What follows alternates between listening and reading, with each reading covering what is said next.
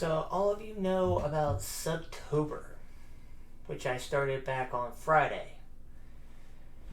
Well, the goal is 25 subs. Don't think I've set my expectations too high, but I think with 31 days in October and we're 28 days to go, 3 days in, I don't think that's much of a challenge for me. But it's a start. I'm not going to go to 100, subs in a matter of days. That's absurd, but at least with some of the sub goals I'm trying to set up for myself and set up for the stream, I'm hoping that with everyone coming through, it makes a huge difference. But so far, Subtober's gone off to a pretty good start without a hitch.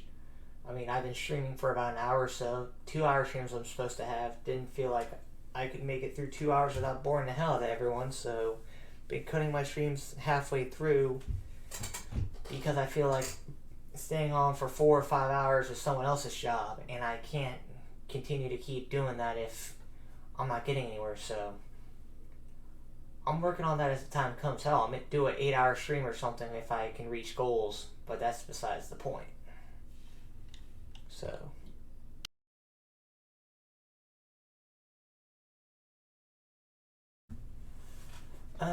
contest has gone a lot smoother than I expected. Unfortunately, I had to cut down on Twitter followers because the majority of them that were joining me the last month or so were graphic designers who I feel like were trying to spam me for their services, which I had gone from almost 100 to about 79.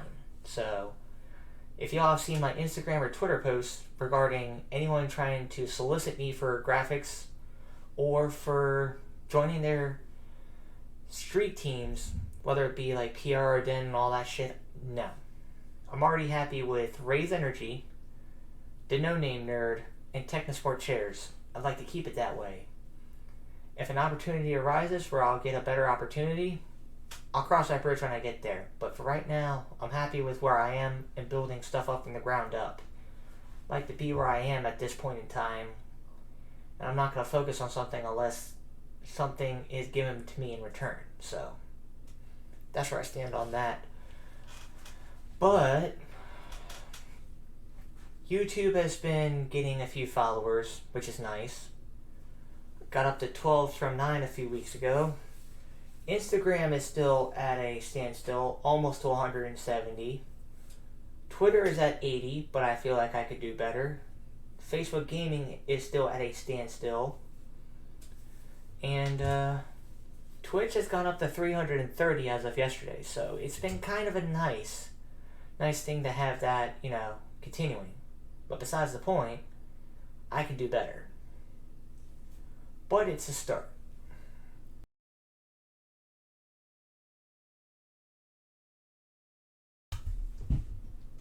I'm always adding to my game collection. For right now, I'm focused more on my Switch collection for Nintendo Switch, which is why I picked up games like Burnout Paradise Remastered, picked up PGA Tour 2K21. I'm gonna get 2K22 when that comes out, don't worry about that. Picking up both copies of Pokemon and Arceus. Gonna be dropping at least $300 to $400 on games between now and the beginning of the year. With the main exception being, I am not getting an OLED edition of the Nintendo Switch. I'm already planning to get the Brilliant Diamond and Shining Pearl 3DS Lite. Not 3DS Lite, Switch Lite. Fuck, I keep thinking that they're the same thing.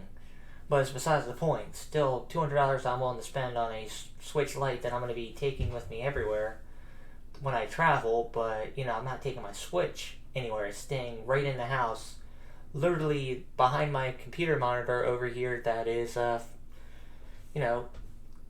dock and all attached to the wall. So, I like to keep myself where I am, which is nice. But you'll be seeing a lot of games added in my collection between now and beginning of the year, so don't worry about that. Y'all will be getting a very good Christmas treat coming soon.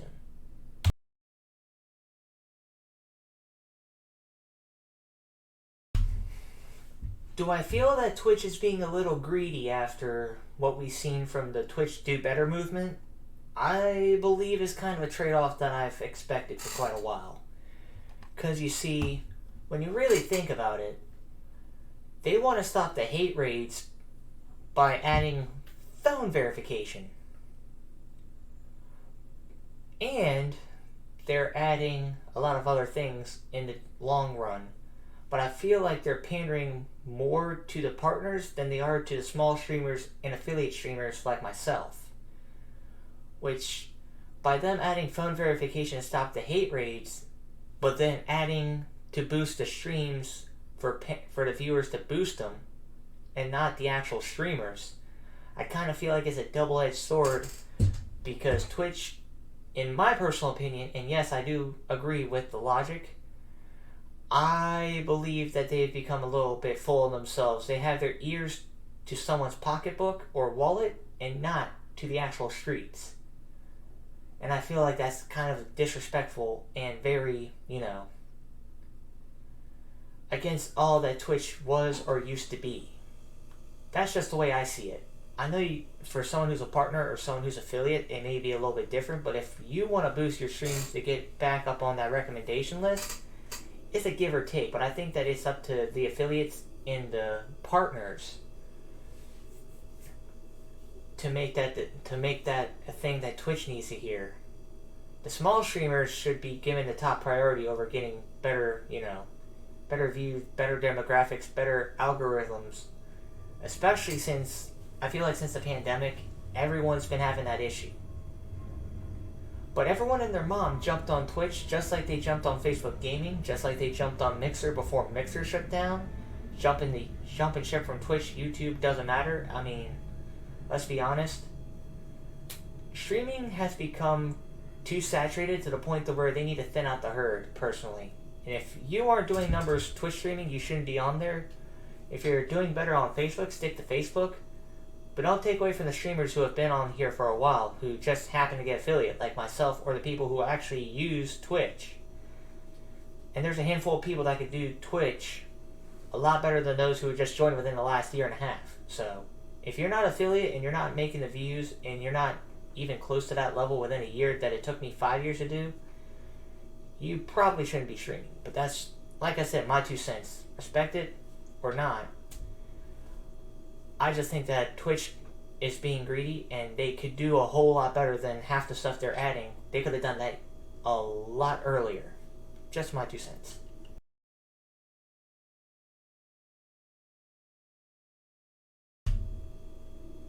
How can Twitch do better? I think I have quite a few suggestions. I've seen a lot of people saying that Twitch can do this, this, and this without having to do the trade-offs like they did with phone verification to stop hate raids, on top of the whole having viewers boost the streams. I think the viewers shouldn't be the one paying the money to boost the streams. I think it should be the streamers. Especially since the algorithms kind of trend towards more of the partners or people that have a whole hell of a lot more viewers, then it should be about the affiliate and small streamers who are just starting out. And I kind of feel like that's, bullshit. If anything, Twitch should make the algorithm more towards those who haven't been discovered or have been affiliate and haven't even hit partner. And I think that the partners should be paying more to Twitch in terms of their payouts in order to make these things happen. Like I said before, earlier in this video, Twitch should have their ears to the streets, not to someone's wallet or pocketbook. If they've been paying attention, they would be a lot better off a year ago than they are now. And especially since the hate raids and a lot of people complaining about the way they're doing business, with a lot of people leaving Twitch to go to YouTube, you would think that they would have learned by now, but we'll see. We got a few months left in the year. Let's see if Twitch pulls something out of their rabbit hat. So, we'll see.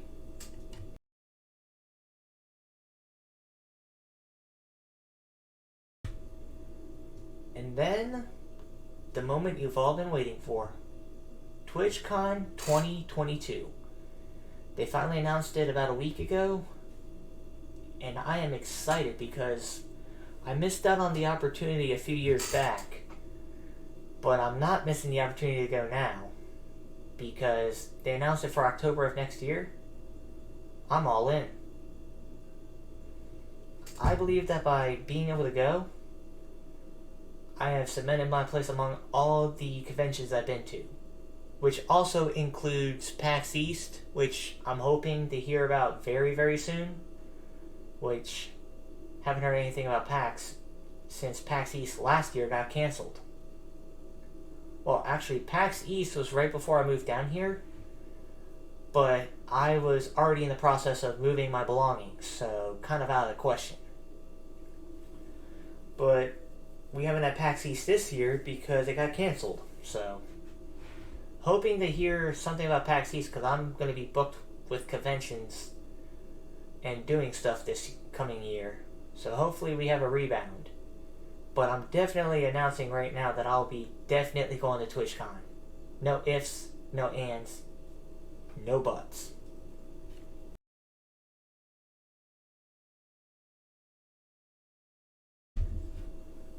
If you guys haven't been paying attention to my streaming schedule, I did put on my September schedule post that from October 10th through October 17th, I will not be in any way, shape, or form streaming or in any way, shape, or form on YouTube or Twitch because I booked my flights a few weeks ago to go home to Maryland to see a lot of my old friends and to hopefully see my mom.